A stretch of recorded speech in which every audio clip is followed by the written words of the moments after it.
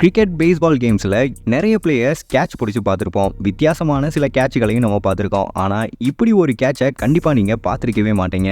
ஸ்டேடியத்தில் கூட்டத்தில் இருந்த ஒருத்தர் பிடிச்ச கேட்ச் தான் இது. இதை பார்த்து அங்கே விளையாடிட்டு இருந்த பிளேயர்ஸே ஆச்சரியப்பட்டிருக்காங்க. ஒட்டுமொத்த ஸ்டேடியத்தில் இருந்த மக்கள் எல்லா பேருமே அவர் பிடிச்ச கேட்சை பார்த்து வாயை பிளந்திருக்காங்க. ஏன்னா அவர் பிடிச்ச கேட்ச் அப்படி. இது ஒரு பழைய மேட்ச்ல நடந்த சம்பவம். ஒரு பேஸ்பால் கிரவுண்ட்ல ஒரு பேஸ்பால் பிளேயர் அடிச்ச பந்து நேரா ஸ்டேடியம்ல உட்கார்ந்திருக்க ஆடியன்ஸ் நோக்கி போகுது. அப்போ கூட்டத்துல இருந்த ஒருத்தர் அந்த கேட்சை பிடிக்கிறாரு. என்னப்பா இது சாதாரணமான விஷயம் தானே அப்படின்னு பார்க்கலாம். ஆனா அவர் பிடிச்ச கேட்சை நீங்களே பாருங்க.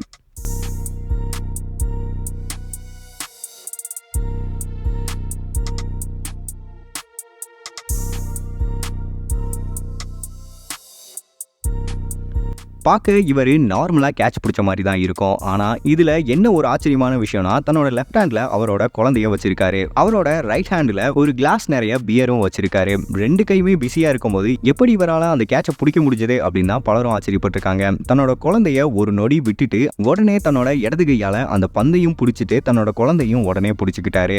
வலது கையில் இருந்த பியர் கிளாஸ்லையும் பியர் சிந்த விடாமல் அவர் பார்த்துக்கிட்டாரு.